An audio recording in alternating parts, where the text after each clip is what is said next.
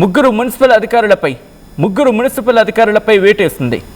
Zonal officer, incharge sub engineer, సహాయక ఇంజనీర్పై వేటేసింది. మృతుల కుటుంబాలకు 2 లక్షల పరిహారం అందించింది.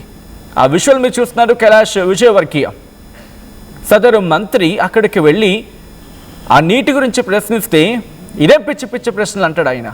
మరి ఇదేం పిచ్చి పిచ్చి వాటాలు ఇవి? ఇదేం పిచ్చి పిచ్చి వాటాలు? వాడిని సపోర్ట్ చేస్తూ, yes I'm very sorry to say this, వాడిని సపోర్ట్ చేస్తూ ఇంకొకరు వెనకాల మళ్ళీ వత్తాసు మళ్ళీని. అరే పెంటమొహం, నీ మంత్రికి సమాధానం చెప్పమని చెప్పు ముందు. లేనప్పుడు నువ్వు మాట్లాడు. నువ్వు కూడా మాట్లాడినప్పుడు నోరు మూసుకొని కూర్చో. ప్రశ్నించే మీడియాను అరగదొక్కే ప్రయత్నం చేస్తే కనుక పళ్ళు రాలేలా జనాలు సమాధానం చెప్తారు. ఎందుకంటే అక్కడ మంచినీటి కోసం మంచినీళ్ళు అనుకుని తాగి 10 మంది చచ్చిపోతే 8 మంది చచ్చిపోతే సమాధానం చెప్పాల్సిన బాధ్యత లేదా? మైక్ పెట్టి అడిగితే నోటుకొచ్చినట్టు మాట్లాడతారా? ఏం ప్రజలంటే మీకు అంత ఆశామాషిగా ఉందా? ప్రజలంటే ఆశామాష, ప్రజల బతుకులంటే ఆశామాష, కనీసం మంచినీళ్ళు ఇవ్వలేరా మీరు?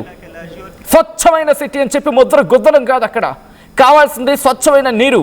మీరు ఎన్ని ముద్రలైనా గుద్దండి, మీ ఇంటికి తీసుకెళ్లి దస్తావేజులు గుద్దుకోండి స్వచ్ఛమని చెప్పి.